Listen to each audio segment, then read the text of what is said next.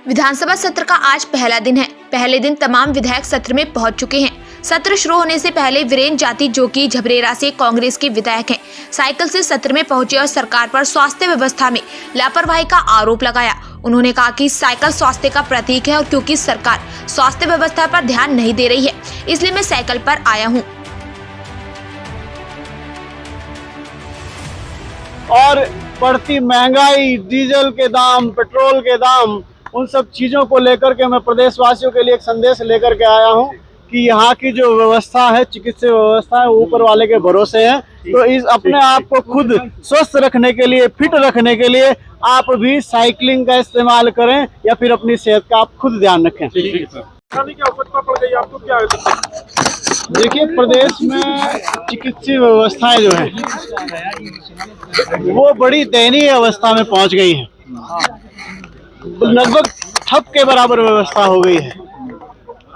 अगर मैं जनपद हरिद्वार की बात करूं तो जनपद हरिद्वार में आज के समय में 131 डॉक्टर्स की कमी है, जिसके चलते मैंने माननीय मंत्री जी को भी, सरकार को पहले भी अवगत कराया है कि भाई गरीब लोगों के चिकित्सा स्वास्थ्य का ध्यान रखना सरकार की नैतिक जिम्मेदारी है। और ये सरकार संवेदनहीन सरकार है।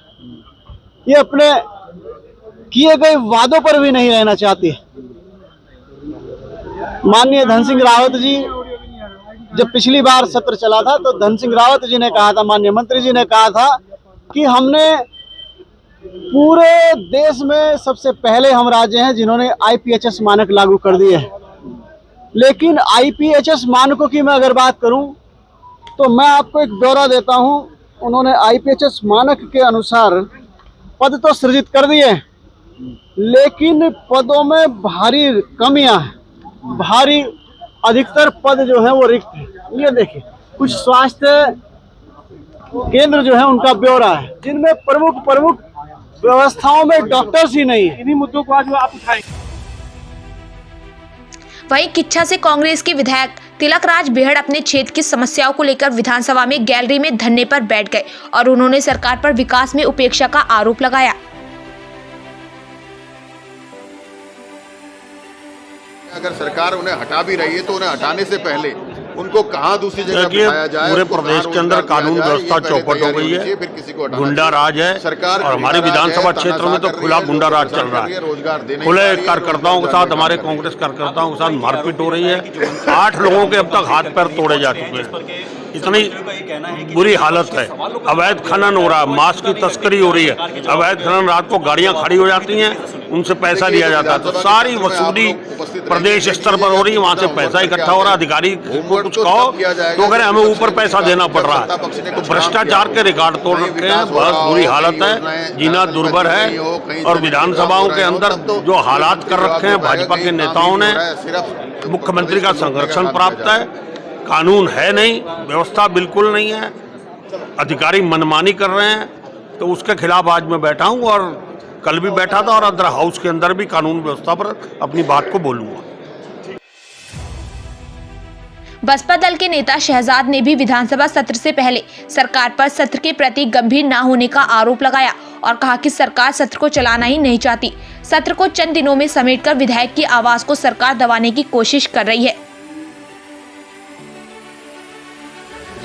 आज जो कार्यसूची दी गई उसमें भी सब कुछ, लगभग तकरीबन सारी चीज़ें आज ला दी गई है।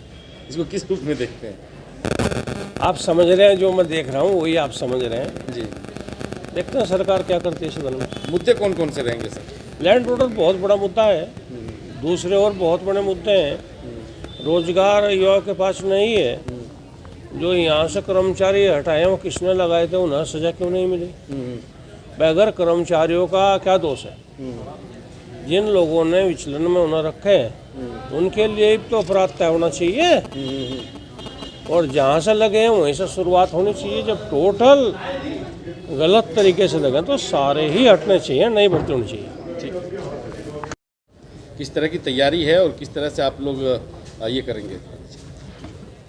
विधानसभा का सत्र आज पहला दिन है और बहुत ज़्यादा उम्मीदें सत्र से नहीं है। विधायक बहुत अग्रेसिव हो पाते हैं कि भाई उनके सवाल हों, लेकिन बहुत लंबा चलने की संभावना नहीं है क्योंकि सरकार कहती है कि हमारे पास बिजनेस नहीं, तो बिजनेस लाने का काम विधायकों का तो है नहीं। सरकार बिजनेस पैदा करे, इससे वहाँ 10-15 दिन सत्र चले और उस पर चर्चा हो, लोगों की समस्याएं रखी जाए। तो जो भी देखते हैं सदन में क्या होता है। सरकार की मंशा। वहीं नेता प्रतिपक्ष यशपाल आर्य ने कहा कि सरकार को सदन में कांग्रेस पार्टी के मुद्दे के आधार पर घेरेगी।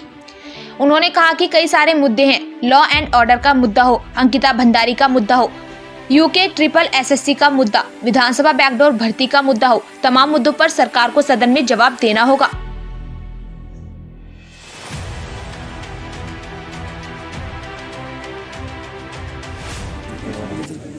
देखिए, आज हम निश्चित रूप से कानून व्यवस्था को लेकर नियम 310 के तहत चर्चा की मांग करेंगे।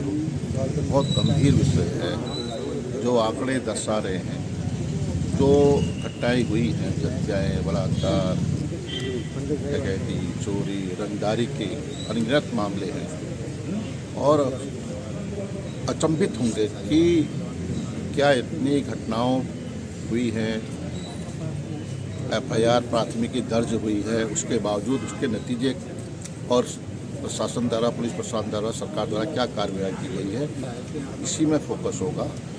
और ये बहुत बड़ा मुद्दा है। सरकार विफल हो गई है, अधिकारी बेलगाम हैं और ध्वस्त हो चुकी है कानून व्यवस्था, सरकार सोई हुई है। तो निश्चित रूप से आज का हमारा प्रमुख मुद्दा है और भी हम चाहेंगे कि नियम 58, हम चाहेंगे कि कानून व्यवस्था को लेकर 310 में हम चर्चा की मांग करेंगे। इसमें विस्तृत रूप से चर्चा होनी चाहिए जिसमें हमारे सभी माननीय विधायक भाग ले सकें और स्थगन की मांग हम करेंगे। वहीं उत्तराखंड के मुख्यमंत्री पुष्कर सिंह धामी ने कहा कि सरकार हर मुद्दे पर विपक्ष के सवालों का जवाब देने के लिए तैयार है, बशर्ते कि विपक्ष नियम के तहत सदन में जनता के सवाल को उठाए।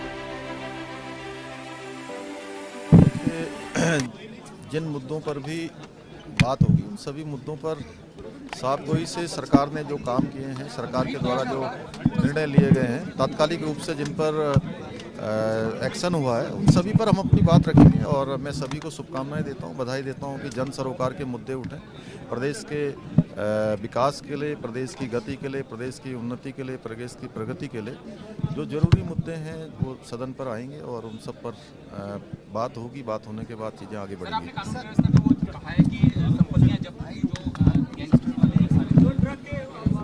देखिए, ड्रग्स है या अवैध संपत्ति है या जितने भी इस प्रकार के प्रकरण हैं, जो भी विधि सम्मत जो भी होगा, विधि सम्मत सब कार्रवाइयाँ होंगी।